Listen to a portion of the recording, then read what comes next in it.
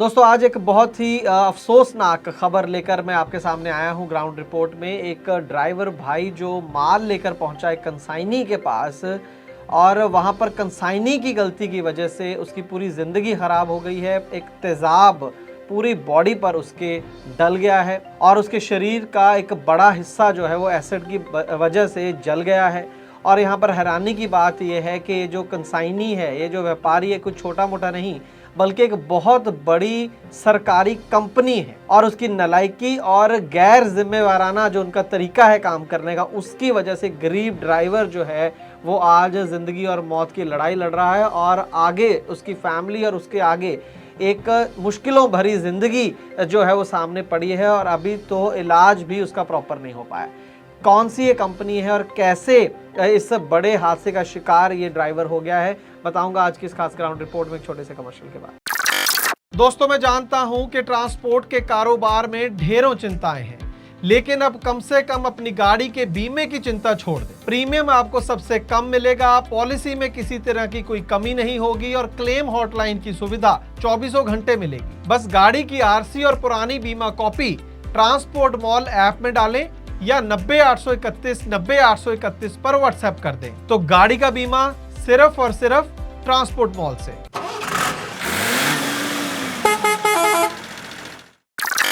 Transport TV पर आपका स्वागत है दोस्तों, मैं हूं मनिंदर सिंह और आप देख रहे हैं ग्राउंड रिपोर्ट। दोस्तों ईश्वर लाल हैं, ड्राइवर का नाम है, 30 साल उम्र है, राजस्थान के रहने वाले हैं। ये गाड़ी जो नंबर आप देख रहे हैं स्क्रीन पर, ये गाड़ी चलाते हैं वो ड्राइवर हैं इसके। और 20 मई 2022 हाल ही की घटना है, इंदौर से मध्य प्रदेश से ये लोड लेकर गए थे। सल्फ्यूरिक एसिड था इनकी गाड़ी में, टैंकर गाड़ी थी, उसके अंदर लोड जो था ये सल्फ्यूरिक एसिड भरा हुआ था और इसको उन्होंने अनलोड करना था एनटीपीसी सोलापुर महाराष्ट्र में। एनटीपीसी यानी नेशनल थर्मल पावर कॉरपोरेशन, बहुत बड़ी कंपनी है सरकारी, हम सब इसका नाम आपने सुना होगा। और ये गाड़ी जो है 20 मई को ही वहाँ पर पहुँच जाती है। 20 मई को चली इंदौर से और 20 मई को ही सोलापुर पहुँच जाती है। लेकिन गाड़ी की जो एंट्री है प्लांट में वो 21 की सुबह को होती है। और वहाँ पर जब गाड़ी अंदर एंटर होती है, गाड़ी अनलोड करनी थी, ड्राइवर खड़ी कर देता वहाँ पर गाड़ी ले जाकर। तो वहाँ पर एक उनका रूटीन ये है कि जो एसिड या जो भी केमिकल लेकर आती है गाड़ी, उसका सैंपल लिया जाता है। अब ये सैंपल जो है वो खुद एनटीपीसी के जो कर्मचारी हैं, जो भी ट्रेंड कर्मचारी होंगे, उनको ये लेना होता है और वो बाकायदा सेफ्टी किट पहन के आते हैं, तो ताकि किसी के हाथ पैर पर वो एसिड डल ना जाए, इसलिए वो सेफ्टी किट के साथ उसका सैंपल लेते हैं। लेकिन उस दिन वहाँ पर क्या हुआ कि जो वहाँ पे मैनेजमेंट थी एनटीपीसी के, जो भी वहाँ पर ऑफिसर्स थे, उन्होंने कहा कि हमारे लोग तो नहीं हैं। ड्राइवर को बोला कि तुम सैंपल लेके गाड़ी में से हमें दो। उसने बोला कि जी मेरा काम थोड़ी है सैंपल लेना। लेकिन अब कौन सुनता है, ड्राइवर की इतनी बड़ी कंपनी है, ऑफिसर है, माल अनलोड करना है, मालिक का प्रेशर होता है। वो बेचारा अपनी जान पर खेल के उस टैंकर में से जो है वो सैंपल लेने चला गया और उसके पास सेफ्टी किट तो थी अपनी कहीं से पुरानी, उसके पास पड़ी होगी, हो सकता है पहले भी उसने कभी ऐसे सैंपल लिया हो, लेकिन वो जो किट थी वो फटी हुई थी, पुरानी थी, घिसी पिटी हुई जो थी वो किट थी, उसको नई कोई किट भी नहीं दी गई और वो खुद बेचारा सैंपल। अब देखिए वो ड्राइवर, उसको गाड़ी चलानी आती है, वो ट्रेंड कोई साइंटिस्ट थोड़ी है कि एक एसिड का किस तरीके से सैंपल लेना है। तो जब टैंकर का उसने ऊपर से ढक्कन खोला और वहाँ से वो सैंपल लेने की कोशिश कर रहा था, तो नीचे से कुछ रिएक्शन हुआ, जैसे हम कह देते हैं कि उबाल आया या कुछ ऐसा हुआ कि वो जो वहाँ से निकल कर पूरा एसिड था उसके फेस पर, उसके मुंह पर, उसकी छाती पर और उसकी टांगों पर वो पूरा एसिड गिर गया और जिस वजह से ज़बरदस्त, आप समझ सकते हैं कि किस तरीके की पेन हुई होगी, किस तरीके की जलन वहाँ पर हुई होगी। तब जाकर जो एनटीपीसी के कर्मचारी थे वो हरकत में आए। हरकत में भी ऐसी घटिया हरकत उन्होंने करी कि मालिक को फ़ोन किया, गाड़ी के मालिक को। सीधा ऐसा नहीं है कि उनकी गलती है, एनटीपीसी के खुद के हॉस्पिटल्स होंगे, अटैच्ड हॉस्पिटल होते हैं सरकारी, जो बड़ी कंपनियां होती हैं, कि मान लीजिए वहाँ पर लेबर को कुछ हो जाता तो वो किसी ना किसी हॉस्पिटल में लेके जाते। इस केस में क्या करा, गाड़ी के मालिक को फ़ोन करा कि आप बताइए जी कौन से हॉस्पिटल में हम आपके ड्राइवर को लेके जाएँ। इसका मतलब सीधा सीधा क्या था कि इलाज आपको कराना है, गलती चाहे जिसकी भी थी, इलाज मालिक कराएगा। गाड़ी मालिक ने इमीडिएटली 15,000 रुपये उनको भेजा कि ठीक है आप फलां हॉस्पिटल में इसको ले जाओ। उसके बाद भी बताया जा रहा है कि गाड़ी मालिक ने लगभग 1 लाख रुपए अब तक वो दे चुका है ड्राइवर के इलाज के लिए, ईश्वर लाल के इलाज के लिए। लेकिन अब यहाँ पर यह भी मसला है कि 1 लाख रुपए तो उसका पुराना बकाया खड़ा था अपने मालिक की तरफ।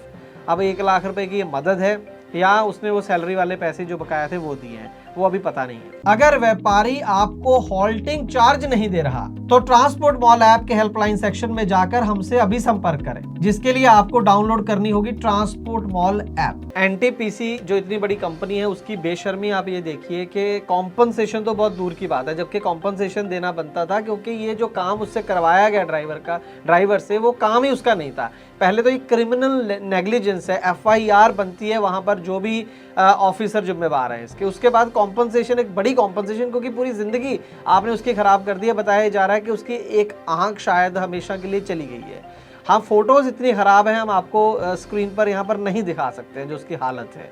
और उस केस में ये कंपनी एक सरकारी कंपनी होकर ऐसी एक क्या मैं बोलूँ जालिमाना जो चीज़ है, ह्यूमैनिटी के लेवल से भी गिर गई है, जहाँ तो ऑफिसर अब ये डर रहे हैं कि अगर हम कॉम्पनसेशन किस बिहाफ पे देंगे, कि वो दिखाना पड़ेगा कागजों में कि गलती हमारी थी, तो फिर किसी ना किसी की जॉब जाएगी। तो अब वो पूरा जो ठीकरा है वो ड्राइवर के ऊपर जो फोड़ रहे हैं, उसका इलाज तक नहीं करवा रहे हैं।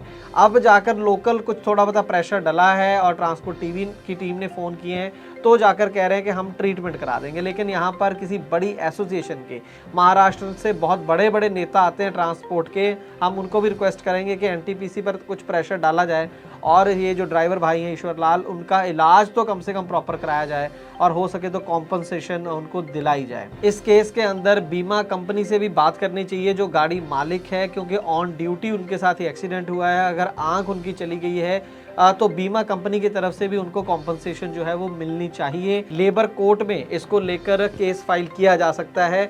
मालिक ने अगर इतनी मदद करी है तो कोशिश करनी चाहिए कि ज़्यादा से ज़्यादा अगर इंश्योरेंस कंपनी की तरफ से भी हेल्प हो जाए तो कुछ ना कुछ हेल्प जो है ईश्वर लाल की फैमिली की हो जाएगी।